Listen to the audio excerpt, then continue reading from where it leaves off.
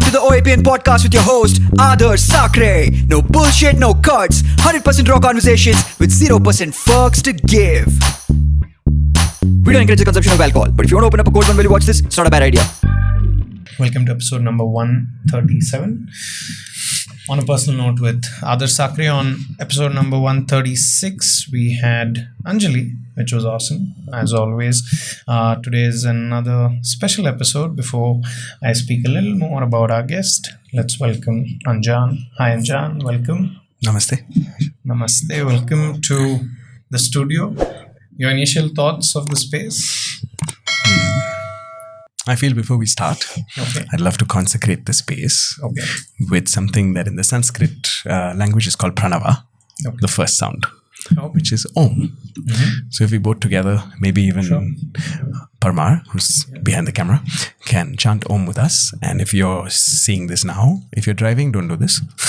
Otherwise, maybe you can close your eyes and join us. We take a deep inhale and exhale with Om so that we create the right vibration for this podcast. So the answers give clarity to everybody listening, and so that we have a tremendous fun and we're talking from the essence of our truth. Sure.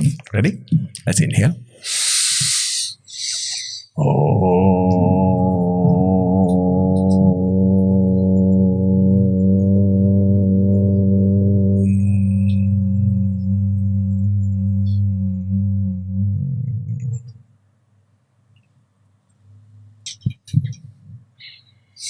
To answer your question, your podcast studio has a very nice vibration and it feels welcoming, it feels professional, and your name has sweetness in it, Sakare. So the podcast studio is a residue of your essence, which is sweetness. So thank you. Thank you for the warmth and the welcoming, and I'm happy to answer questions and share perspectives. Wow. So that's Anjaan for you. So a little about Anjaan and a little about why I was curious to speak to him. Of course, I've been in touch with Anjaan for a few years, not personally, but on social media. We've had a few exchanges.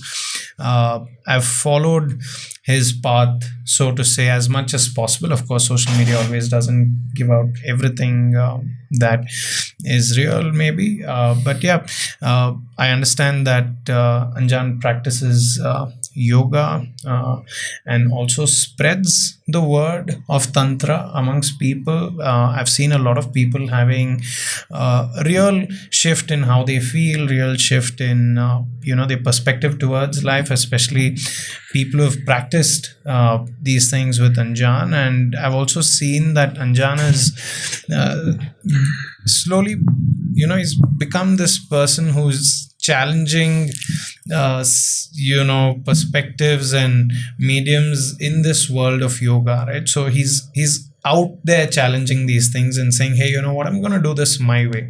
I respect tradition, I respect these structures that are in place, but that doesn't stop you from challenging and being exploratory. And he's always pushing you to challenge those boundaries. And even if you hear him speak, you'll notice that it's very different from possibly other people you've met on a similar path. So it makes me very curious to speak to him.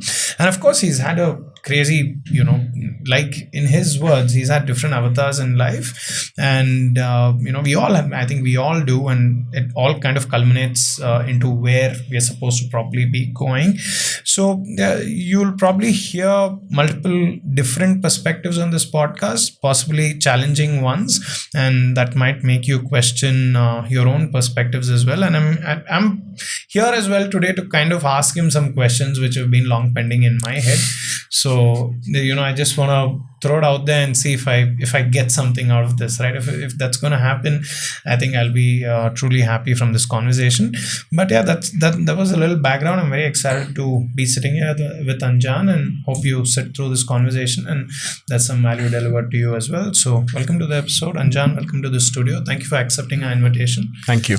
And if you haven't decided whether to stick on or not, towards the end, I'll be giving you some secret tips through which you can transform your life and live a life that is magnificent. So you have to stick around. Don't scroll till the end. Wow. That's a nice promise. That's a nice promise. I think that's nice. So Anjaan, anyway, thank you. I love everything about you.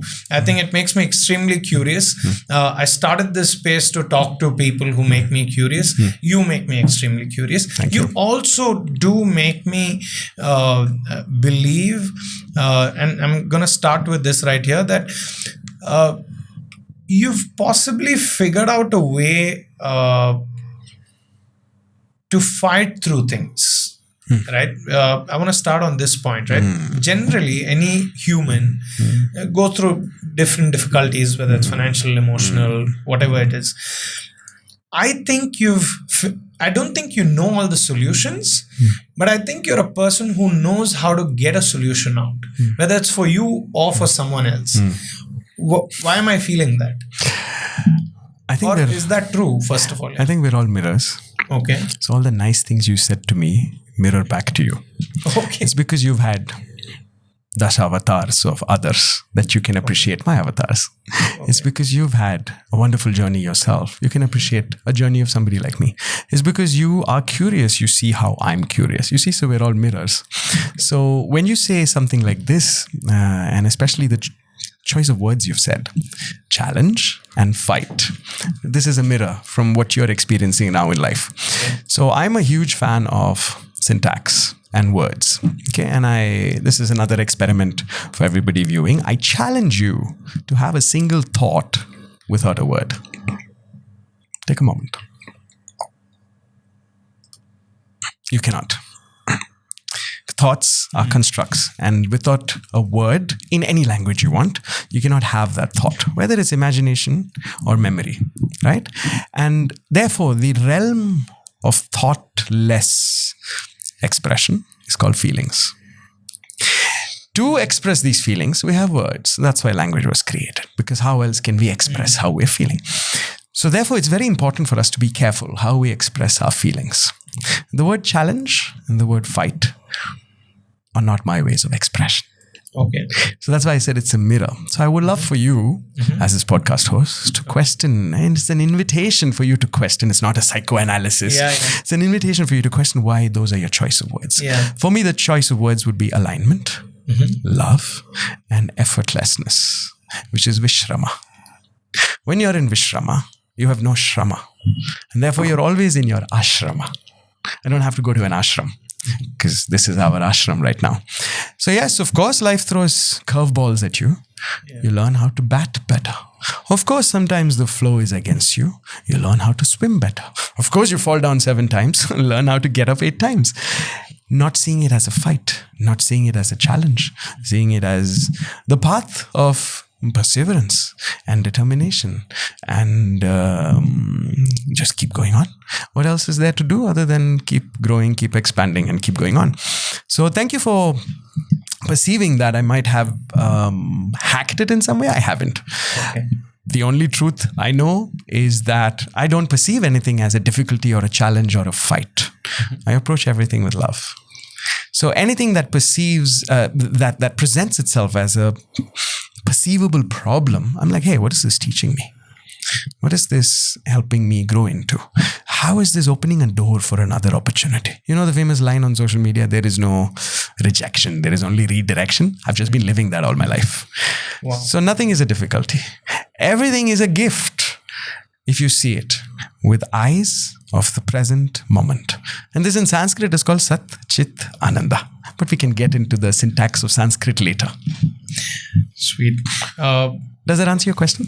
Yeah, I mean, fair. I think it is. I mean, if I had to place it like that, possibly that's how I'm thinking of it, right? And it's no, to add on, there is nothing wrong with fight, of course, or the word challenge. Yeah.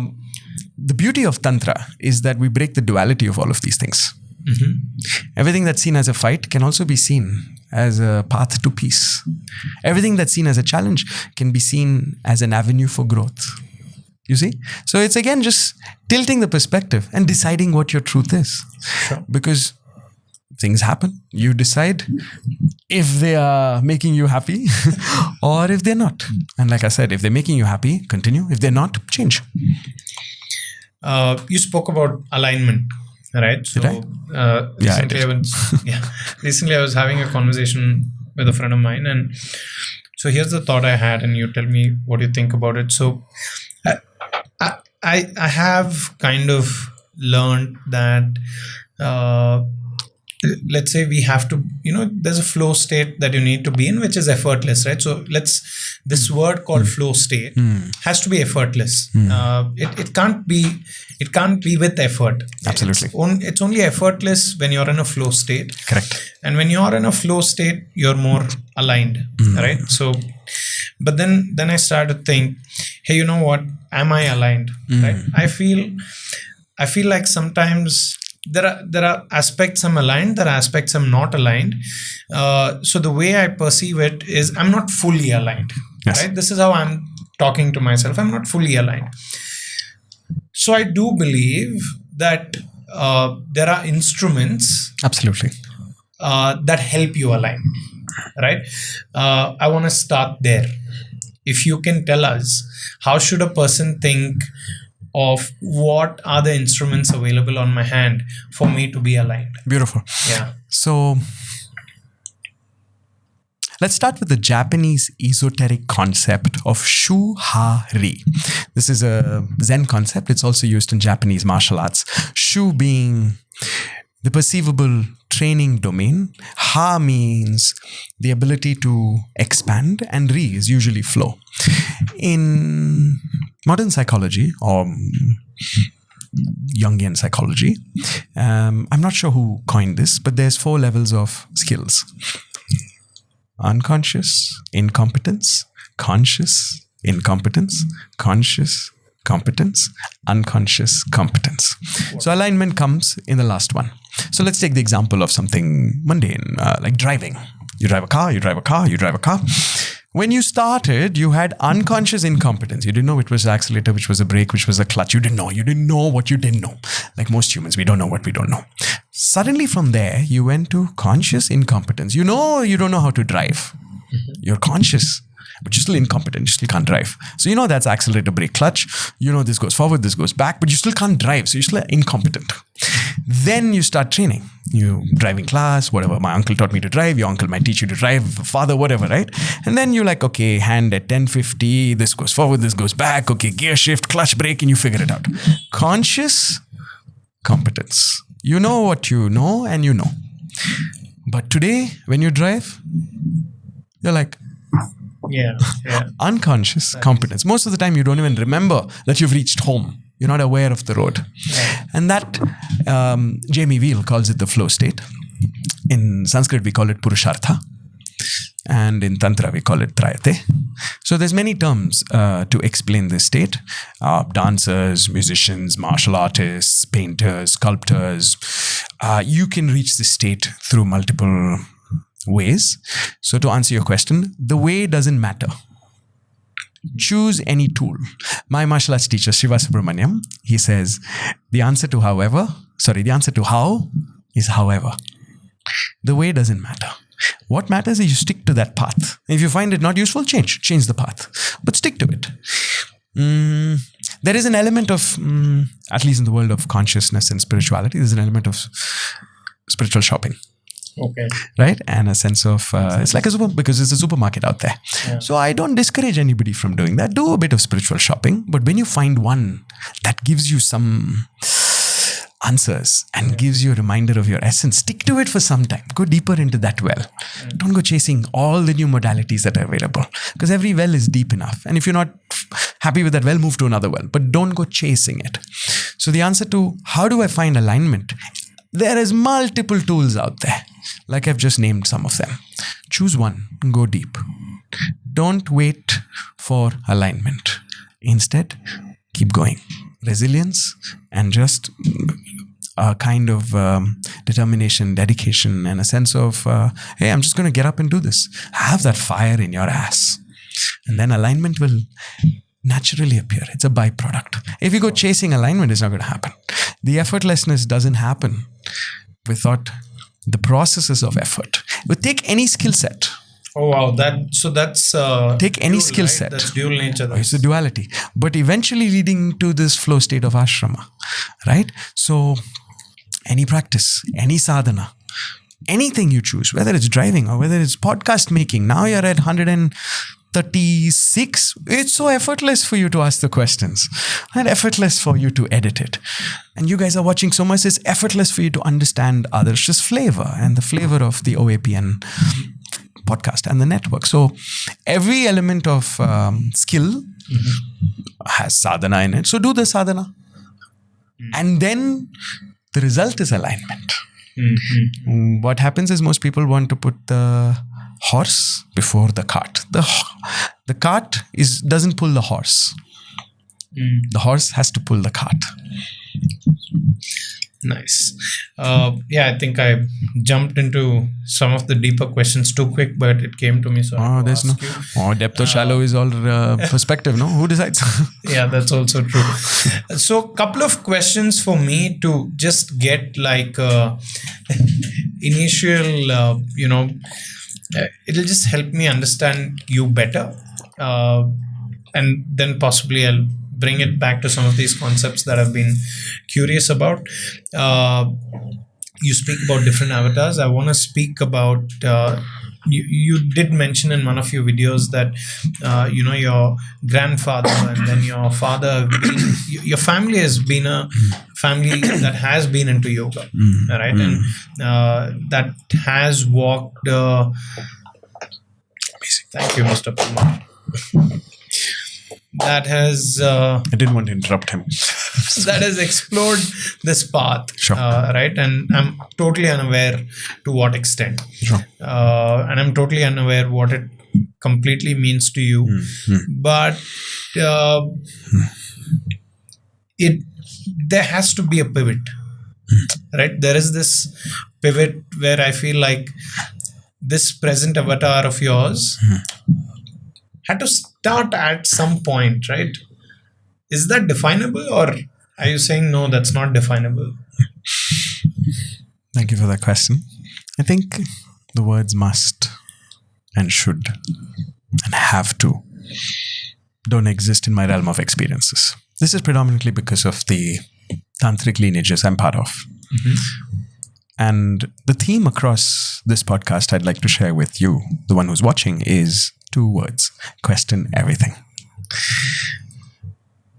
Yes, I call it brown privilege because I was born into a family that practices yoga and tantra. I was doing pranayama and asana and meditation and kirtans and bhajans when I was really young. I was initiated when I was 10 into the Iyer Brahmin initiations, which is a tantric initiation, the whole Gayatri mantra and everything else. And then subsequently I met other teachers and other gurus from various lineages. So I call it brown privilege because a lot of my students are from Europe, and culturally as a land we're gifted with these sciences, which is yoga, tantra, Ayurveda, and even an element of Zen and Buddhism. So unfortunately, and I'm not blaming the British for this, post-colonialism and post-independence, a few generations have lost the magic we had in our lands culturally. And now when I look at my students and peers and co-teachers from Europe and from the US and from UK, they all want our culture. Right? When I say our, I don't mean Indian. I mean the culture of yoga and tantra and the subcontinent of ancient wisdom traditions. So I just feel privileged that I was born into this culture.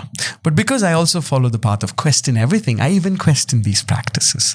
So I don't think there must be a pivot moment.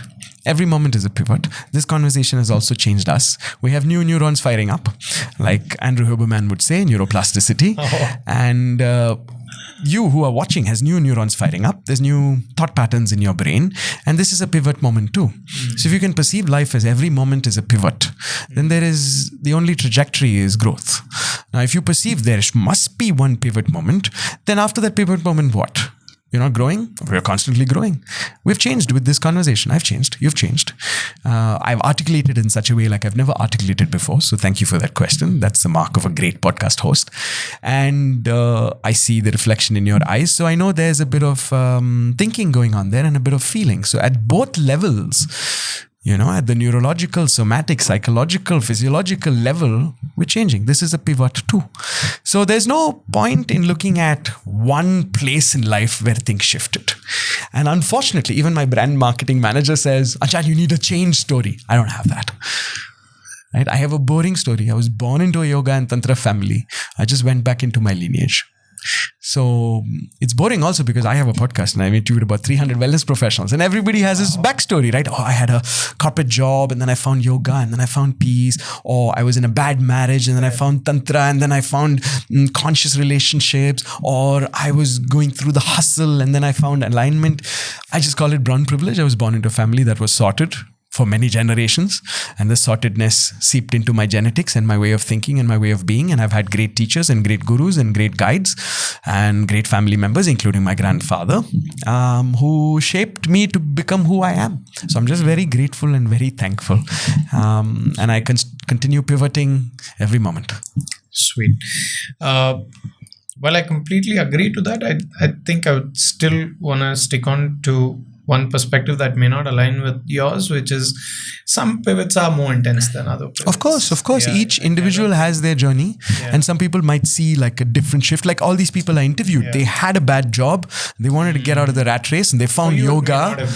For me, it's just one smooth life. Of course, there's been things that shook me. Okay. Every once in a while, things shake me, and then I come back. That's when the beautiful yogic science of emotional self-regulation comes in. Wow. So emotional self-regulation is also called being a grown-up.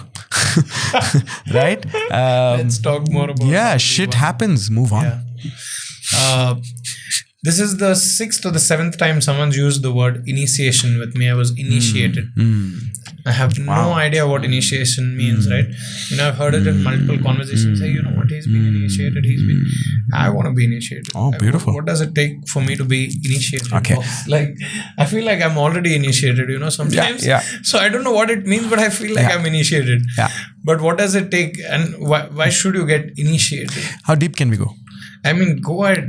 This is a real question. I need a real answer to. In the classical traditions, of the wisdom schools, which is yoga, tantra, Zen, Buddhism, there are esoteric and exoteric practices. Esoteric practices, usually the world perceives them as secretive. They're not.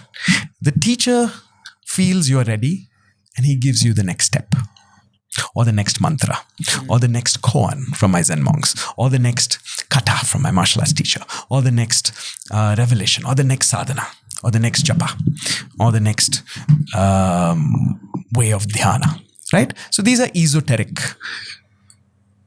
mystical, occult practices from mostly teacher-student lineages, guru-shishya paramparas, senpai, kohai, sensei, student lineages, where the teacher says, you're ready for your next step and I'm going to give it to you. That in general is called an initiation. And therefore, if you're not ready for that next step, you might not be capable of receiving that at the mental level, at the emotional level, at the energetic and spiritual level. It's like asking a student in kindergarten to write an entrance exam for NASA, or graduation, or 12th grade, or whatever. But there are also non-esoteric practices, which do not require initiation or can be practiced with self-initiation. So in all these classical traditions, there's a bunch of those things. And they're all, in the yogic tradition, is there in the Vedas, is there in the Upanishads, is there in the Patanjali's Yoga Sutra, Giranda Samhita. I mean, there's tons of textbooks. In the Tantra classical traditions also this exists. Even in Zen it exists, even in Buddhism it exists. So if you're choosing an esoteric path, that requires initiation. If you're choosing an exoteric path, you can self-initiate. Just like you can learn to drive by yourself, or somebody can teach you.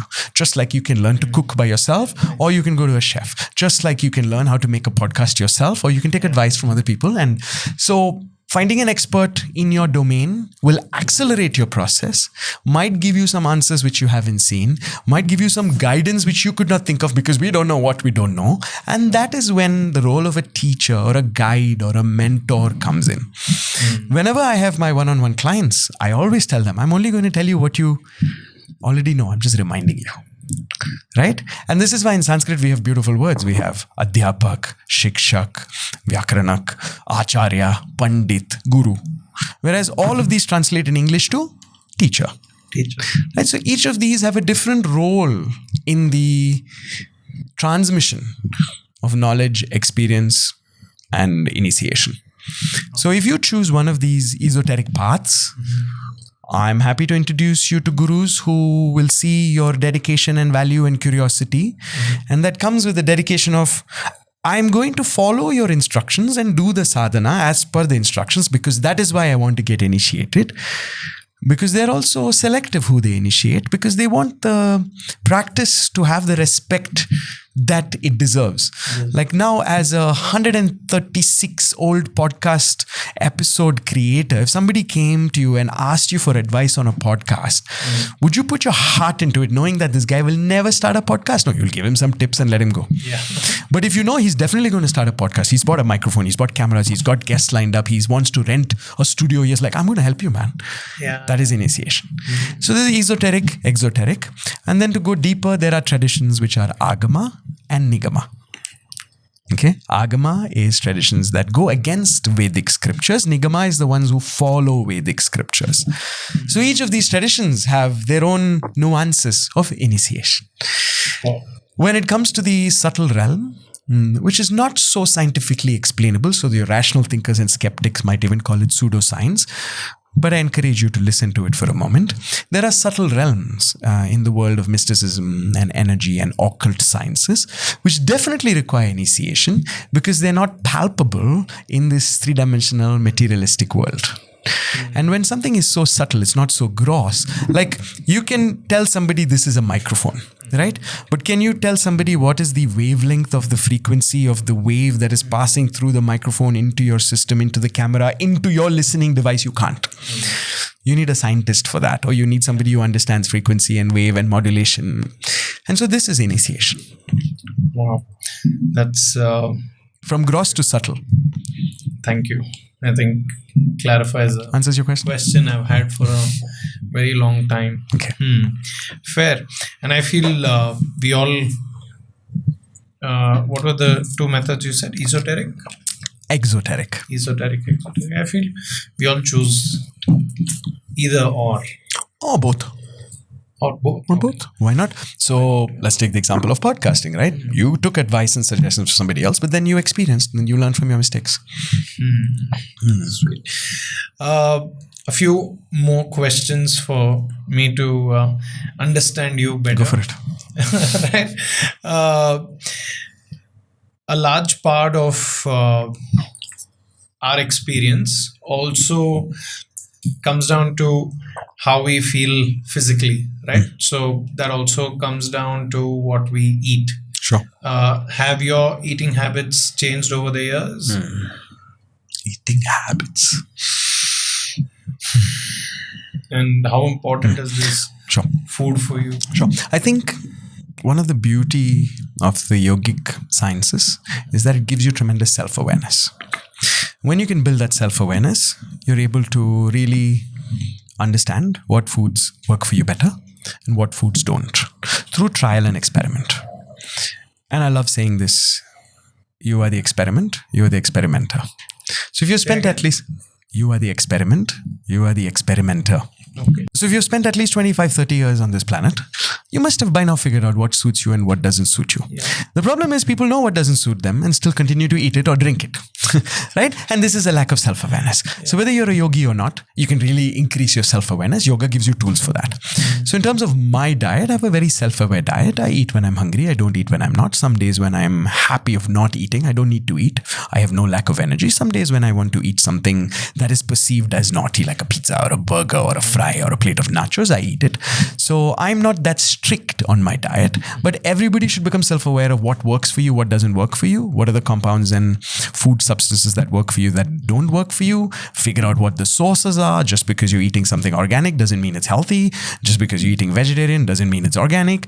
Just because you're eating meat doesn't mean it's bad for you. So you got to figure out what works for your biology. So that's right now science is so on the forefront of genomics. Go get a genetic test. Go get a blood test. Go get a Dutch test. There's tons of tests which give you tons of markers telling you what you can digest and what you can't. Whether it's proteins or carbohydrates or vitamins or minerals, what is the toxicity in your blood? How much of what do you need? Are you endomorphic, ectomorphic? Science is so advanced today. So go get tests done and then figure out what is your diet. So if you don't know how to do it yourself, that's when nutritionists come in. So hire a professional nutritionist. I can recommend you to one. Just message me. But honestly, it's you got to figure out what works for you, what doesn't work for you. There's no one rule fits all. There's no one size fits all. You have to find out your yoga. Wow. Does that answer your question? Yeah, I think fair. I think there's no blanket solution. Of course not, because we're also individually unique.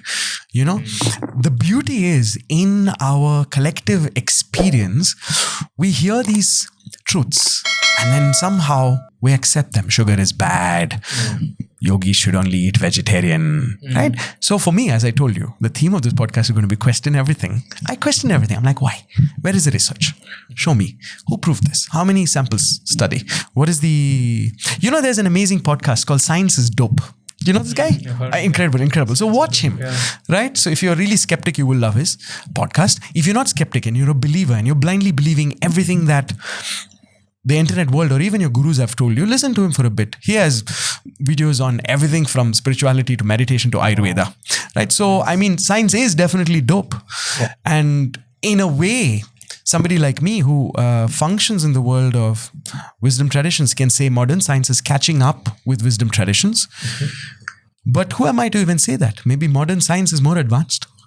We don't know. Question everything.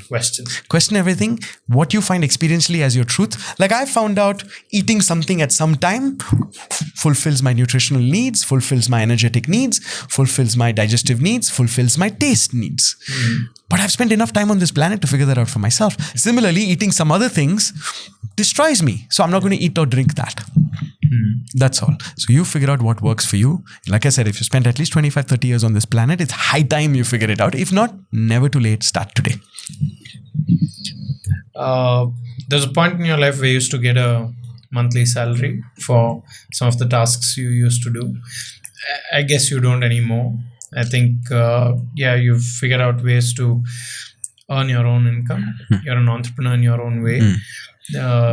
Now that's a pivot again, right? This is one of those pivots where as a human experience, we say, how am I deciding to have a relationship with money? How am I welcoming this into my life?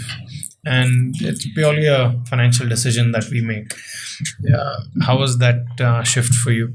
So... And today, how do you feel about money? The perception of how income flows in and out of us is very warped.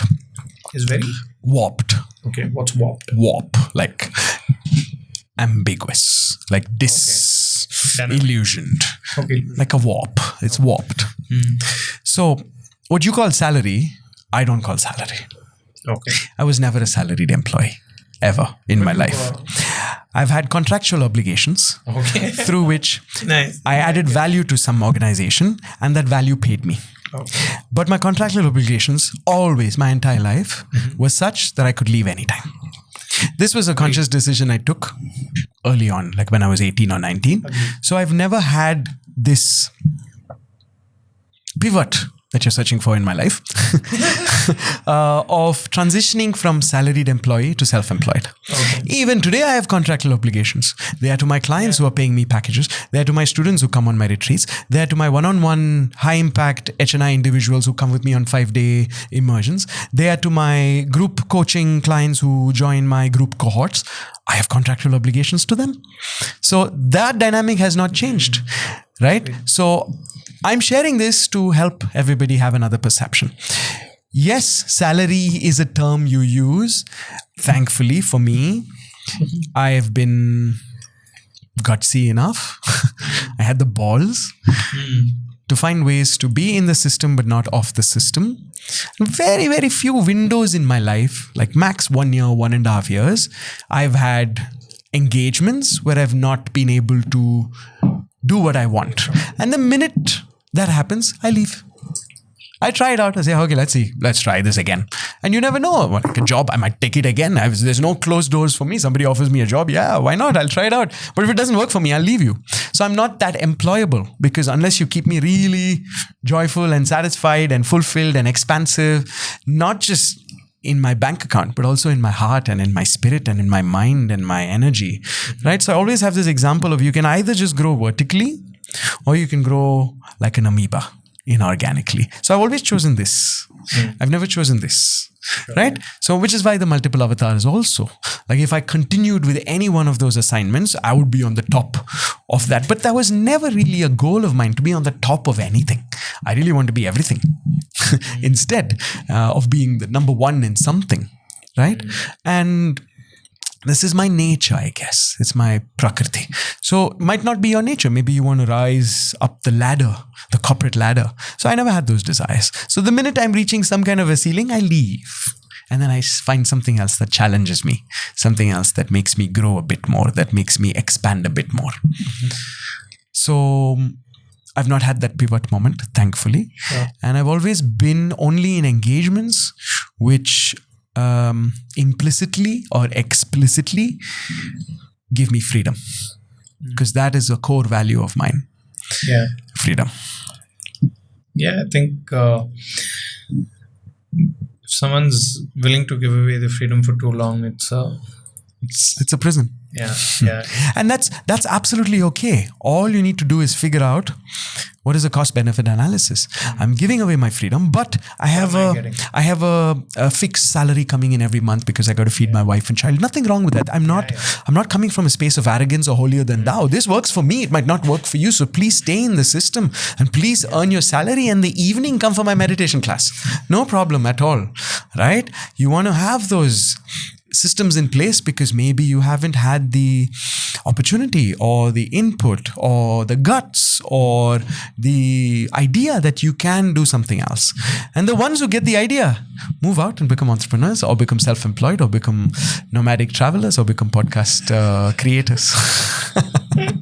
Am I right? Yeah. 100%. We all know so many people who are stuck in their 9 to 5, and that's absolutely okay. Don't feel bad if you're in a 9 to 5. It's fine. You know, you have your evenings free, you have your weekends free, you have the dichotomy between weekday and weekend. For me, I don't. I only have strong days.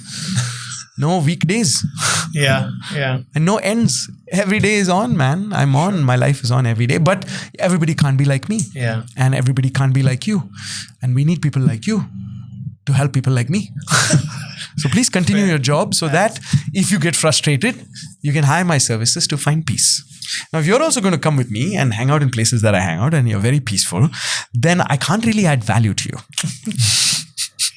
But you'd be happy making a lot of money. I don't think money is my goal as such. If I was, I'd be doing other things.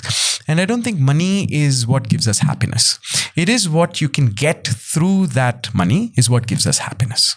Money itself, what can I eat? I can't eat the notes. I can't eat the gold coin. What the experiences, the opportunities, the connections we get through this tool called money. So I think the world's perception of money is so wrong, because if you're going to chase money, of course you're going to be unhappy. Instead, if you can just figure out what makes me happy, how can I make enough money to get that? Sometimes you don't even need money to get that. You just need to get that thing that gives you happiness. Sometimes it's money, sometimes it's other things. And then, of course, I'm not saying don't make more money. Make more money. But then if you're still not happy, then figure out what's the point of all this money if I'm not happy. So happiness is not something also you should chase. All you need to do is figure out how you can fulfill your life and live the most magnificent life that you can create. My grandpa told me this. He said, we're all creating stories. Make your story magnificent. I just broke like the third wall. What is that? Stanley Kubrick? Third wall? Fourth wall. Fourth wall. I just broke the fourth wall. No, I'm joking. Enjoying? Okay. But you do. He's in a nice, comfortable zone. That's just Aditya being Aditya. But you do call yourself an entrepreneur. You are an entrepreneur. Okay, as yogis, we try as much as possible to stay away from labels. Even calling myself a yogi is a label. So entrepreneur is a label. Now, these are useful in certain forums for communication. So when I'm hanging out with other entrepreneurs, of course I'm an entrepreneur. Yeah. But honestly, am I limiting myself by the definition of an entrepreneur? Not. I'm just living life, man. I'm having fun. Sure. And if that shows up in somebody's box as an entrepreneur, great. If somebody's box it shows up as a rebel, great. If it shows up in somebody else's box of truth as a yogi or enlightened, great. I don't claim any of these things. I'm just having fun and I'm living my life with the maximum potential that I can, creating a marvelous, fantastic, vital, orgasmic, energized way of living. That's it. It's so simple. I do feel there are some boundaries that not really boundaries, but certain systems or structures that you've crossed in your life, right? Possibly majority of people who live within these systems or structures, you've crossed some of them. And I want to ask you a few questions about some of these systems. Let's talk about the system of having a close bunch of friends. People say, hey, you know what, I have these two people and they've been my friends for the last 30 years. They've been my lifelong friends. I have a feeling that you have great friends, but you have different great friends at different phases. How does that work? And is that even true? Thank you for the question. I think the first myth I'd like to bust is that there's no better or worse. There's no crossing. There's no getting over. Whatever path you're on, you've chosen it. And that is self-awareness. Now, if you choose a path to have some systems in place, that is your choice. The age-old debate of mankind has been destiny versus free will. Yeah.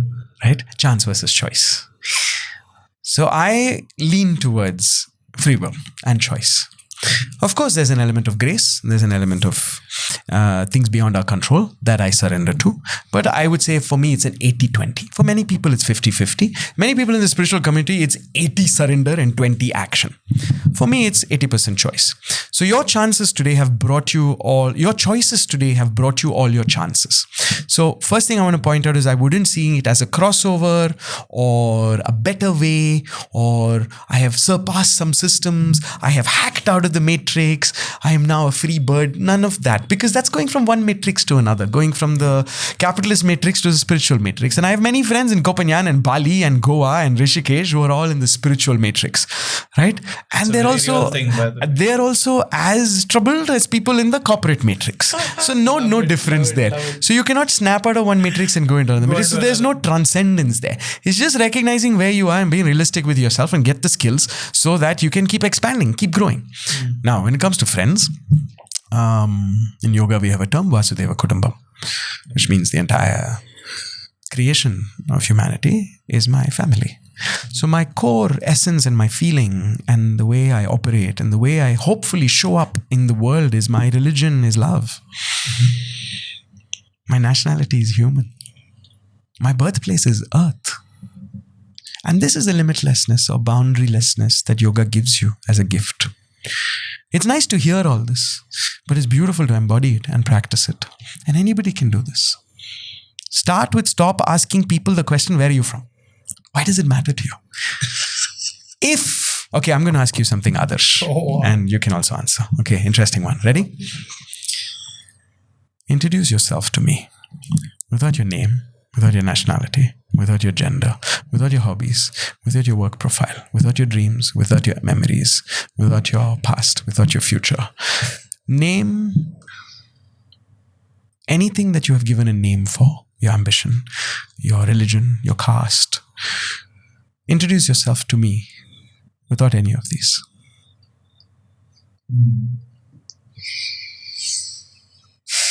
Pretty much. Who are you? Pretty much removed everything that I can use. I think what can be left is if I'm someone curious about... Curiosity is also a trait and an adjective. Gone. Who are you? Curiosity is a quality that you have. Who are you?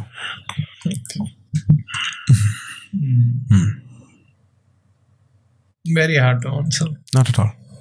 Dig deep.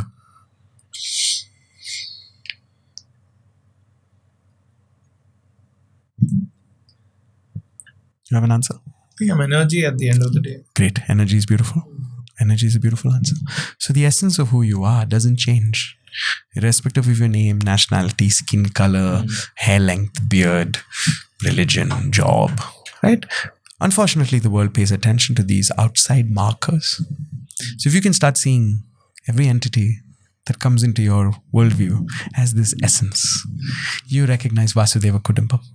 Whether you see it as energy or soul or spirit or Atma, this is depending on your cultural interface and depending on your whatever you've studied. But for me, the word essence is itself beautiful. There is a beautiful teacher of Advaita called Muji Baba. Muji Baba, please Google him. Beautiful, beautiful Advaita teacher. And he coined a word called isness. Say again. Isness. Isness. Isness. What is isness? The essence of who you are. Beyond all the narratives. Isness. I love it. Beautiful coinage, right? So beyond all the narratives and stories. And this in general is called Advaita. So Advaita is a beautiful philosophy coming from the Indian subcontinent, roughly loosely translated as non-duality. Now there is Advaita, there is Vishishta Advaita, there is Neo-Advaita. There are many, many teachers around, starting from Ramana Maharshi to, Swami Rama, Mahavatar Babaji, many, many, many different teachers of the Advaita traditions, Shankaracharya. So if this kind of philosophical ideology appeals to you, then when you meet somebody, you do not classify them. Oh, this is acquaintance, this is my martial arts friend, this is my lover, this is my podcast friend, this is my retreat friend, nothing. These are all just identities you're giving to, at the superficial level, marker for conversation. Yeah. I'm connected to humans and humanity. Whoever comes in my worldview, I love them. Even if they sometimes might hurt me, it's okay. I am showing them love. Of course, I'm not perfect. Sometimes I'm like, oh, who's this person, right? But I'm not Buddha. So, but at the same time, in the essence, when I can feel their isness, I don't see a difference. I want to leave this topic with a beautiful story from Ramana Maharshi. One of his students asked him, Guruji, how do we treat the others? Okay. And his answer was, there are no others. Oh. So such was his level of non-dualistic understanding of the essence of humans. And if we can all even get a glimpse of that, the world would not have conflict. We would not have wars. We would not have disparity. We would just have peace and joy and love and happiness and frolicking and flowers. But unfortunately, I do feel, now this is going into conspiracy theory realm. Unfortunately, I do feel there are some powers who want us in conflict. And so they've created systems through which we have to have differences, distinction, disparity, and boundaries and limits and borders. Have I transcended those? Not really, because they're beyond my scope of influence. I still have an Indian passport. That's quite a strong statement that you made, that you do believe like there are some powers at play ensuring that we are in conflict. Does it answer your question on friendship? Yeah, of course. I love it. I don't want to really classify anybody. I love all of them. I love it. I love everybody. Whoever loves me more spends more time with me. Simple. There are 100 podcast hosts in Bangalore. Okay. I'm spending this beautiful evening with you. Thank you, sir. You see? So there's reciprocal love there. And so, okay. More practical answer. Because I'm also a relationship coach, I help my clients go through stages of relationship modeling so that they can decide who they want to upgrade. Now remember, all these are just labels, and you can find the love of your life without any of these labels. But for the sake of conversation and for the sake of coaching my clients, I came up with some labels. So, and this is in the context of romantic relationship, not just friendship, right? So everybody's looking for the one, or everybody's looking for some partner to settle with for the rest of your life and have babies with and grow a family and have a farm and a rabbit. So the first, maybe some people want cats. It's okay. So the first is always connection.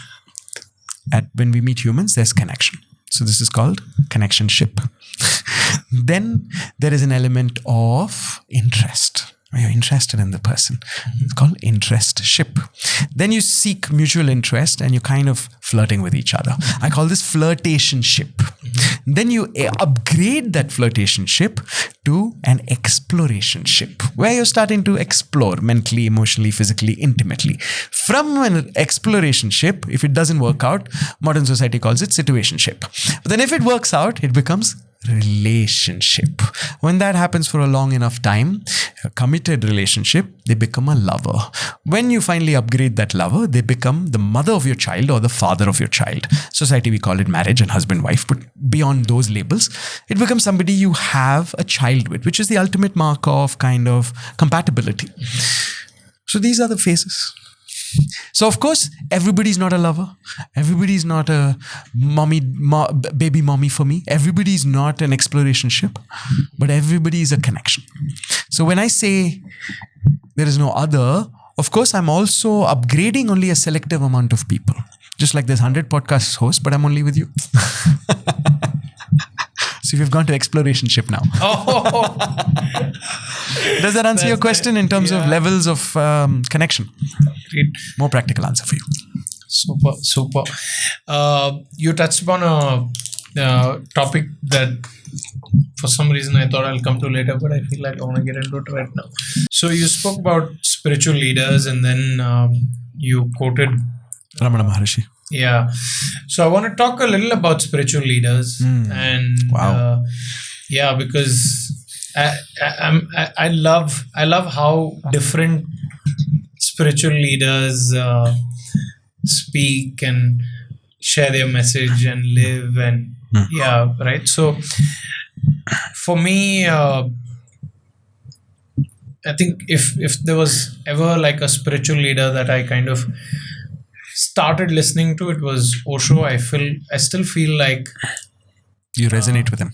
yeah, it's really, it's very comforting. It's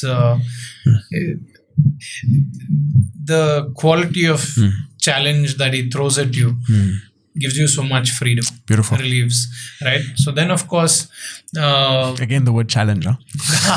wow, yeah. So I'm not a psychologist. you never know.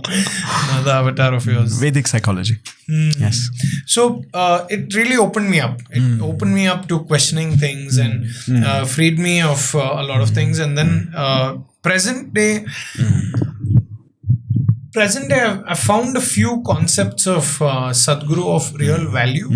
Like recently I heard him speaking about how geometry and religion are integrated, and how geometry is the base of energy, and geometry creates energy, and some of these concepts where I hadn't heard of these things before really kind of resonated with me.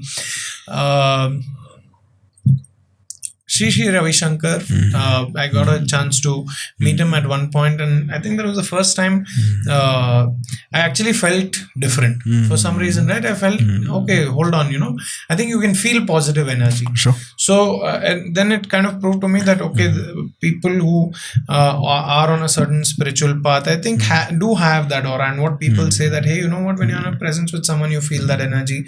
And if it's loud enough, it's not hard to guess it, right? So some of these spiritual leaders I've been thinking about, and then I'm not remembering his name. They say he's where he ends, Osho begins. He's a lean man. I'm not getting his name. He's a what man? He's a lean man. He has white hair. I gotta do this search myself. Krishnamurti? Yeah, Krishnamurti. Jiddu Krishnamurti. Jiddu Krishnamurti, right? So I used to listen to him, but I did feel like if I hope I don't piss someone off by saying this, but he's more of a starter kit. I felt he's more of a starter kit. He kind of initiates, he sparks the right things in you, and then you kind of get to choose the others who Starter kit. yeah, and then you get to choose. So these have been my perceptions. But yeah, for you, of course, you did mention there have been multiple gurus in your life, coaches, gurus, and spiritual leaders, of course. But yeah, what has it been for you in terms of having a guru? Who guided you? Who do you, listen to today? Who do you take guidance from rather today? Great. Yeah. Great question. The first thing I want to do is deconstruct and challenge the word spiritual leader. Yeah. The sign of somebody who is a leader or somebody on the forefront of helping humanity understand their spirituality and understand deeper levels of consciousness will never call himself a spiritual leader. So this is a term we are giving them. An enlightened person will never say, I'm enlightened. This is a term we're giving them. And this comes in social psychology as confirmation bias. Everybody feels a certain way around this person, so I also feel a certain way. I've experienced this myself with my students. There's an expectation of how they should feel around me, and this creation of aura and creation of this energetic aspect of, around Anjaan, I feel so good. And I tell them, question it. Is it really me or is it you? You're just feeling good. I do not want to take credit for that. So even the word spiritual leader, I feel, is a label. Right? Okay. None of these people, I'm sure, I don't follow most of them, call themselves a spiritual leader. The word leader implies that they have some people following them, following their perspectives, following their ideas, following their teachings, their methodologies. The word spiritual implies that they're talking about things at the subtle level, more than things at the gross level. They're not talking finance and money and other things. They're talking matters of consciousness. And so for me, personally, my search has always been people who have one foot in the practical world. So I've met tons of Babas and yogis who live in mountains and who live in forests, but I'm not that attracted to them.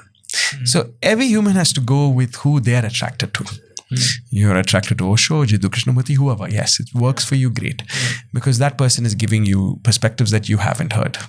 For me, my current mentors and my past mentors have been urban practical yogis. 80-20s.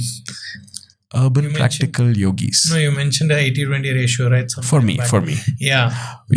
But of course, I've had the blessed advantage of meeting some really hidden masters, whether they're siddhas or nath yogis or giris, and spending extensive time with them.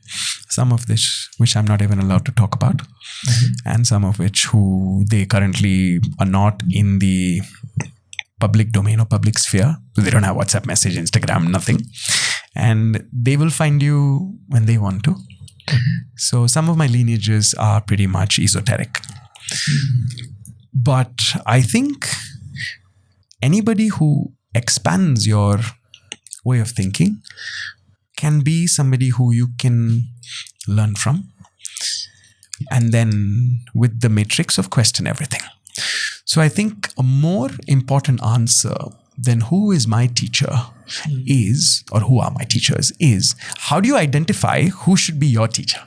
This is more value for your viewer, right? Sure. Or listener. So one, this is the matrix I use. I have the 5-question matrix. One, are they in touch with their lineage? Because otherwise, a lot of new age spiritual gurus have downloaded things, which basically to me sounds like I watched it on YouTube or I chat GPT'd it. And so are they in touch with their lineage? 2, are they practicing what they're preaching? So if somebody's teaching you skills of meditation, is he meditative?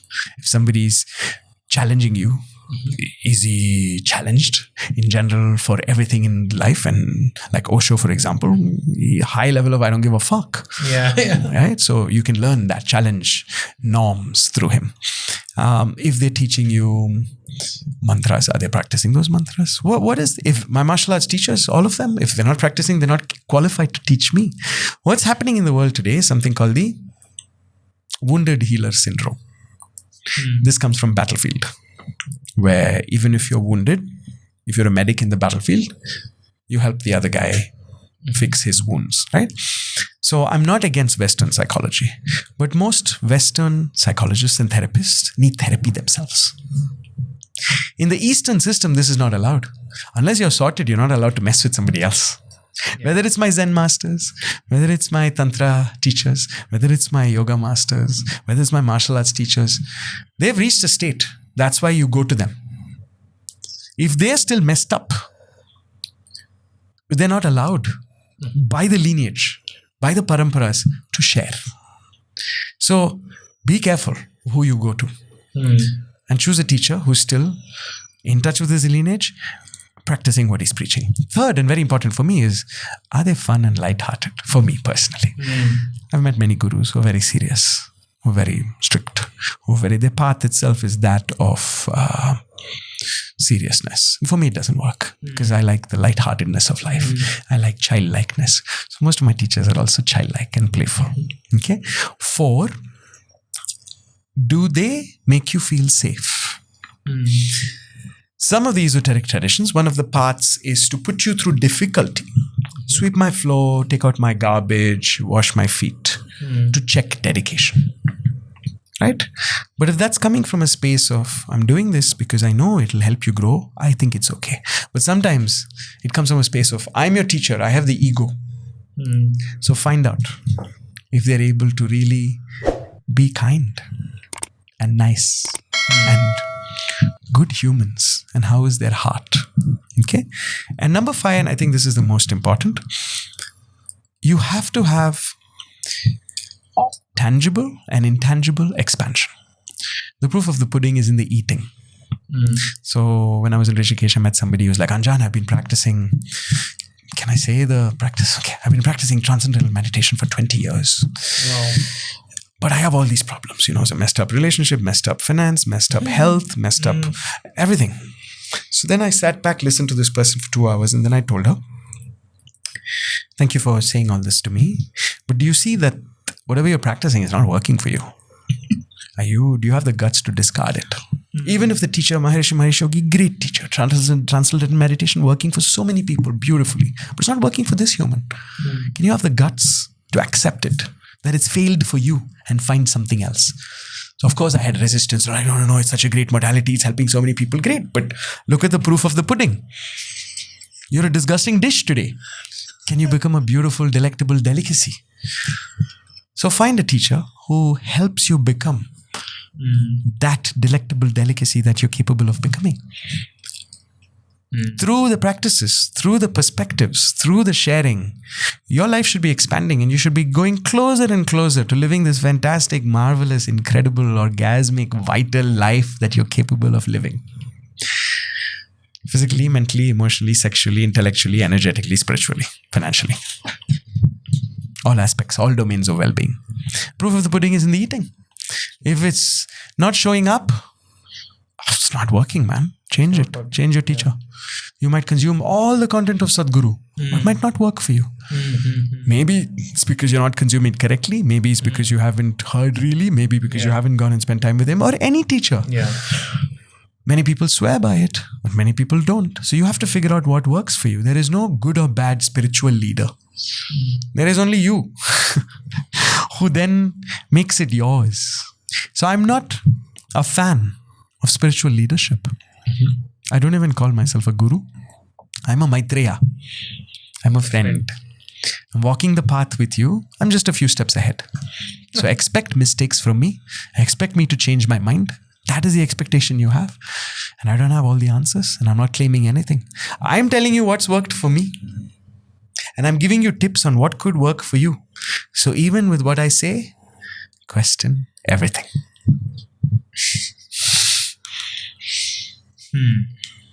Fair. Extremely fair. I think I've had like different people tell me different things. Like I've met people who've said, hey, I think I chose the wrong guru. Right, I chose the wrong guru at the wrong time. And I feel like these things are happening more often than ever before, especially now, which is really like I mean, is it that we're getting to know more of it now, or has it always been like that? I think this right and wrong is always a dualistic way to look at it. Let's look at a story from Mahabharata. Ekalavya had Dronacharya as his guru. He never met Dronacharya. This is the fable and the story of Ekalavya, the tribal prince who then shot 3 arrows into a dog's mouth, and Arjuna was promised by Dronacharya to become the best archer, and then Arjuna got some butt hurt. He said, I'm not the best archer. Who is this archer? Dronacharya. You have trained another. And Drona said, no, I don't even know the guy. Right? And then Ekalavya is like, yeah, I never met you, but I have a statue of you, and I prayed to the statue, and I learned archery. So Drona's like super impressed. He's like, wow. Is he a good teacher or a bad teacher? And then what does he say? He says, give me Guru Dakshina. What? The thumb. Is he a good teacher or a bad teacher? He made the entire Kaurava army and Pandava army, Arjuna, Duryodhana, Karna, everybody ready for war. So there's no good or bad teacher. Ekalavya saw his statue and learnt. Acharya. Right? Yeah. Same with Bhishmacharya, Kripacharya, all the acharyas in our Sanatana Dharma texts, right? Or you take any of the Siddhas, whether you take Tirumural, or whether you take Vashishta, whether you take Valmiki, you take Vedavyasa, you even take Patanjali, right? So is there a good teacher or bad teacher? No, doesn't exist. What you resonate with at that time is the teacher for you. If you grow beyond that, you have to go to the next one. So even today in Kerala and Tamil Nadu, there are tribes which shoot bow and arrow without the thumb. Bilava tribes, right? Ekalavya's descendants. So they learned, they mastered the art. And in the Olympics today, nobody shoots like this. Everybody shoots like this. Think about it. Wow. Is tantric healing real? What is tantric healing? Who knows? I don't know. You mentioned it. I've heard about it so much. So okay, let's deconstruct. What is healing? Healing. Yeah, let me ask you this. Please. Is healing real? Perfect. So entropy is the nature of our biology. Everything dies, everything is born. Of course, there are schools of thought which believe in physical immortality. There's also modern scientists and biohackers who are working towards physical immortality practices. And you never know, in the next few years, we might have technology so superior that you download your consciousness into a biological clone of yours and you live forever. We don't know, right? It's conspiracy theory, science fiction, science. But in the yogic systems, there are specific practices to reduce the speed of entropy, that is death, and increase vitality, increase longevity, anti-aging, reverse aging. There are practices. So of course, healing is happening constantly. When you digest, there is waste products that goes through your liver, pancreas, digestive system, comes out through your body. Oh, that is healing. When you have a scar or a cut, your skin and tissues heal. When you get a smack on your brain, after some time you regain consciousness. That is healing. So of course healing is happening all the time, right? So we're naturally able to heal. You cut your nails, they grow again. You cut your hair, it grows again. You cut your skin. I mean, everything is healing. Your body is capable of healing. Similarly, your emotions are also capable of healing. Similarly, your energetic aspect, your spirit is also capable of healing. So of course healing exists. Naturally, you're designed for healing. But because of work, college, society, culture, religion, capitalism, and other indoctrinations, you've forgotten. You're accumulating toxicity, and so you have to detox. Now, if you didn't accumulate toxicity, you don't need a detox. So, for example, because we're having so many heavy metals, we need to drink more water. If you lived in the mountains, you're having cleaner, fresher air. You're not absorbing so many heavy metals. I was reading a study somewhere that says that there's no more seafood available in the world today without microplastics in it. So the body is now, our next level of biological evolution could perhaps be, I don't know, just a hypothesis, that we're going to create some microbe within our own body that digests plastic. Because there's no seafood in the world today without microplastic. Can you believe that? And now I also read they've discovered some bacteria or virus, bacteria, I think, that digests plastic. Sure. Yeah, so there's scientific studies happening. So whatever we create, there's also entropy for it. So of course, healing happens. Wow. Yeah, I think that's a very direct way of understanding this. Super. We'll take a washroom break and continue. For sure. About 1 hour 15 minutes Yeah. into the conversation. Good. Before we get deeper into this, Stay with us because the tip is coming at the end. Don't go anywhere. what's the most beautiful location you've been to in your life? Geographical.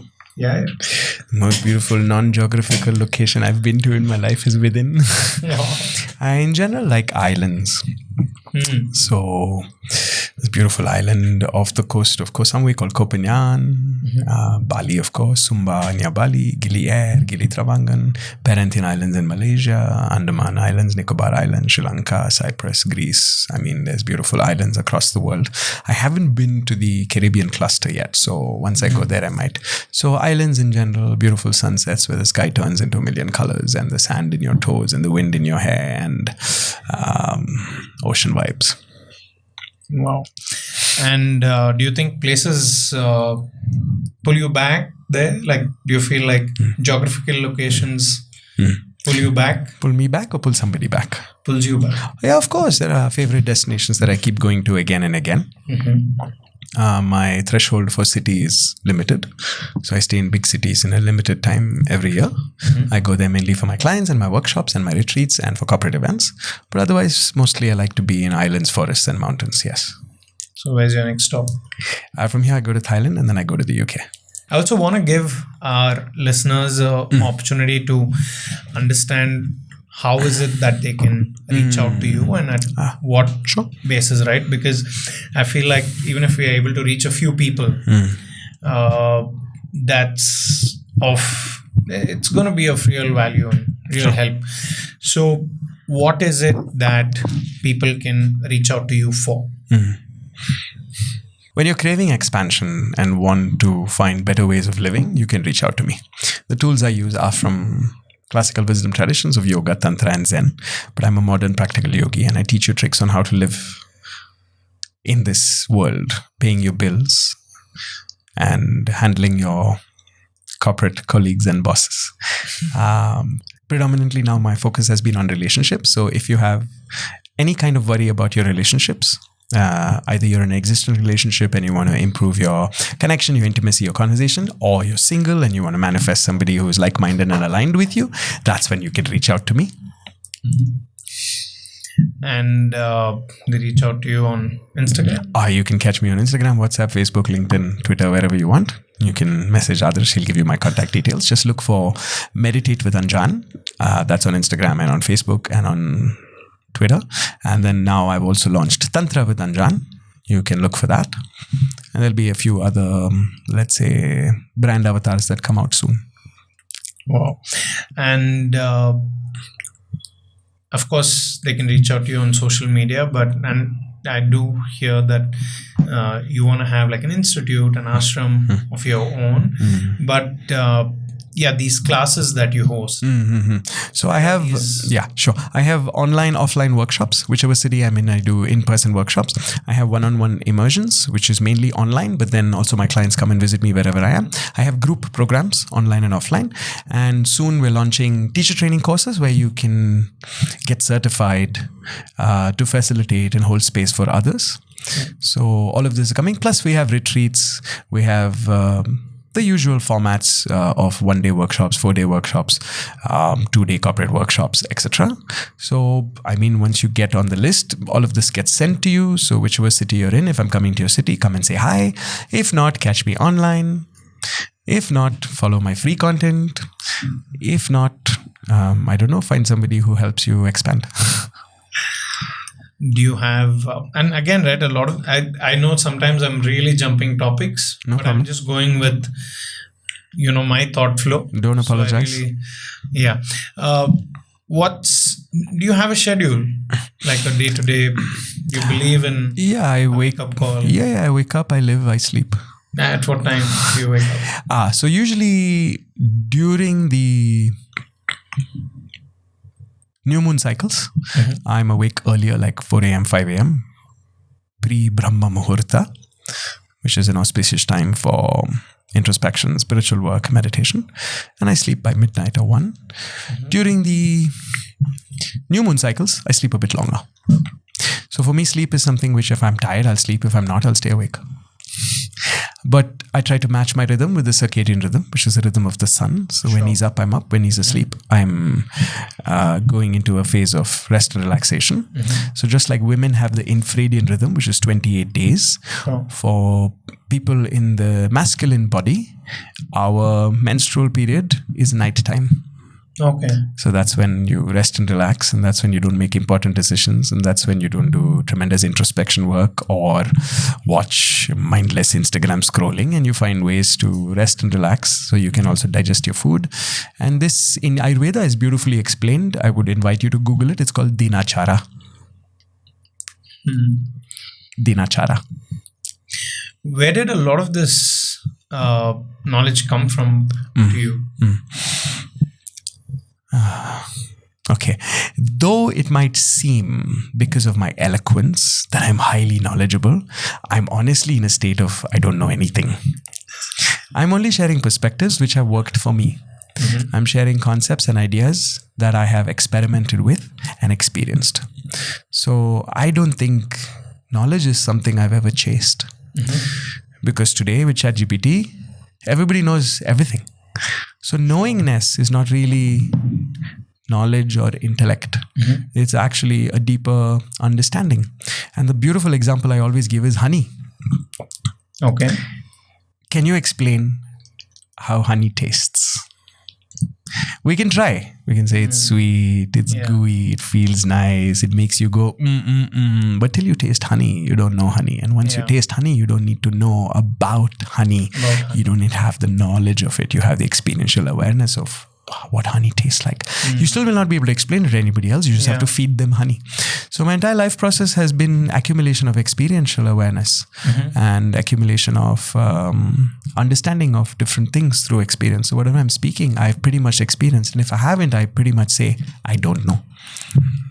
And to answer your question, I've had great gurus and mentors whose perspectives stayed with me with the question everything lens. And so I'm repeating. Everything we say is a repetition of either what we have heard or what we have heard made ours and repeating in our own words.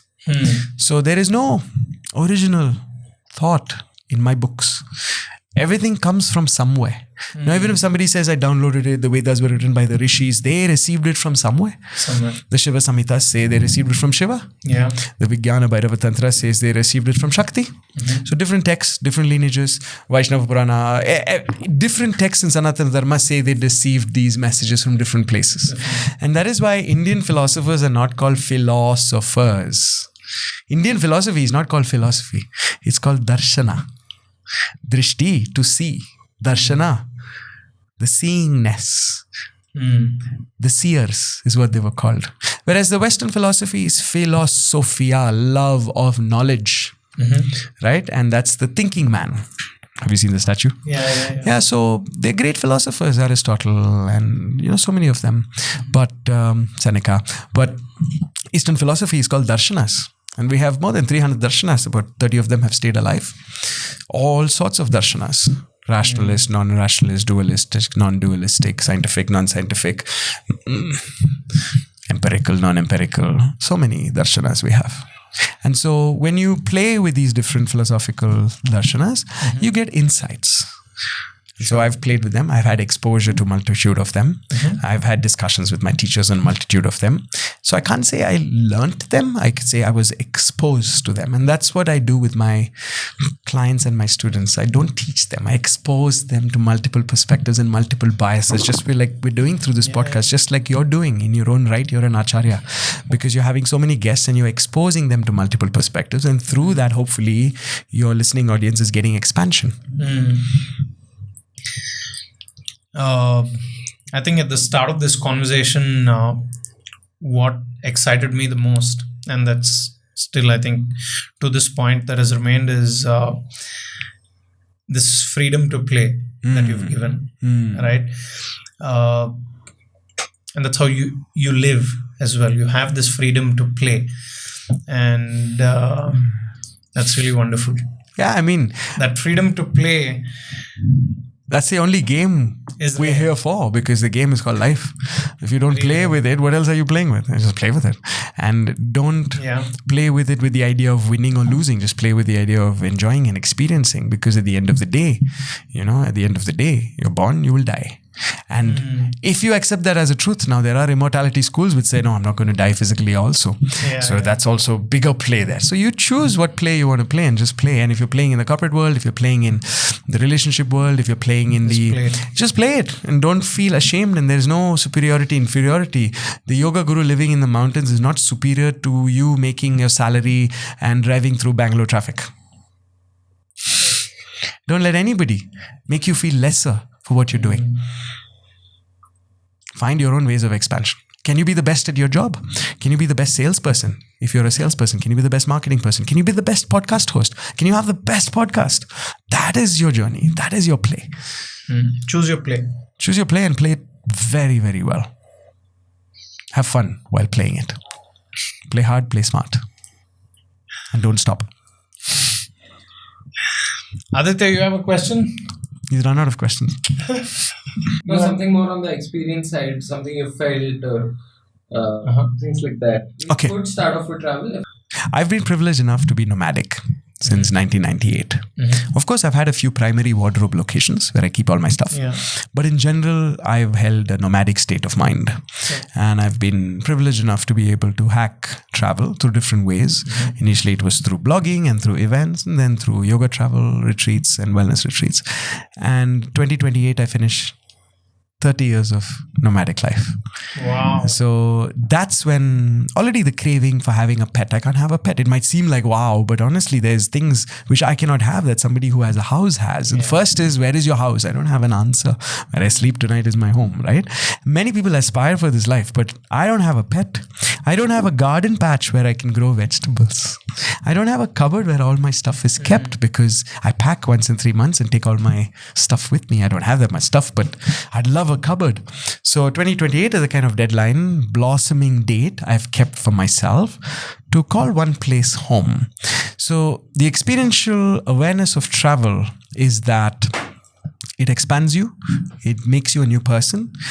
And so I encourage everybody, if you haven't, to start traveling. Find ways to find that freedom in exploration. Because when you wake up in a new place as a new person, you're really waking up with new perspectives, and that is expansive. I have one more question though. I think it's hard to put all the stuff into, say, top 3 principles to live by. Probably 2, 3. Oh, beautiful. Words of wisdom to kind of take as a... The core ideologies of Tantra can be 3 principles. First principle, always operate in awareness. No matter what you're doing, can you be in 100% awareness of that doingness? And that itself helps you transcend to a beingness. Second, can you be deliberate? Most humans are not running deliberately. They're running zombie mode. Can you deliberately go to that office? Can you deliberately love the person that you're dating or married to? Can you deliberately choose what food you're eating? Can you deliberately choose who you're hanging out with? And third is intentional. Whatever you do, do it intentionally. Deliberate and intentional have slight difference. Intentionally means you're actually deciding that is what you're choosing. Sure. Deliberate, you've chosen and you're present there. And awareness is an entire awareness of this deliberation and intentional living. So 3 principles. If you can integrate this into any aspect of your life, be deliberate, live intentionally, and have awareness. That's all you need, honestly. So whether you're running, or whether you're driving, or whether you're eating, or whether you're working, or whether you're making a sales pitch, or whether you're in a traffic jam, how much of your awareness is there? Where are you lost? Can you come back? Right now we're doing this podcast. We're 100% here. I'm 100% with Adarsh. 100% with you. Aiming to add value to you and saying things that are valuable to you. So even when you ask me questions about me, I'm like, that's not so relevant to you. More relevant is what is value for you. So can you be in awareness? Can you be in deliberation? And can you live intentionally? And notice things. Most humans go to sleep when they still want to be awake. Most humans wake up when they still want to be asleep. Wow. Starting with that, you're living unintentionally. This is a form of self-rape. Oof. It's a form of passive aggression to yourself. this is what they call himsa. So yogic principle of ahimsa starts with this self-intentional love, starts with understanding that you are in charge of your life. Nobody is coming to rescue you. There is no spoon feeding. You can listen to all their podcast episodes, but if you don't take action, you don't make a change, nothing is happening. So I want to give the empowerment back to you. All the mystical leaders, spiritual leaders, gurus might exist, but you have to take the action. And it's easy. There is so many tools out there. Just simply sitting in stillness for 5 minutes. Introspection, journaling, some form of art expression, painting, dancing, music, martial arts, connecting with nature, walking barefoot, going to a nature destination, breathing properly. Most people don't even breathe properly. Exhale, expand, inhale, expand, exhale, contract. Most humans don't even breathe properly. So start with the simple changes in your life. Evaluate realistically with radical honesty. Where is your physical well-being? Where is your mental well-being? Where is your emotional well-being? Where is your spiritual well-being? Where is your sexual well-being? Where is your financial well-being? If you think you're a 5 on 10, 6 on 10, 7 on 10, how can you make it a 9 on 10? How can you keep improving? Evaluate. You don't need anybody for this. Evaluate. Find the tools to go from wherever you are to wherever you want to be and put in the action. You got just this one life, man or woman. If you're not making the most of it, what is the point?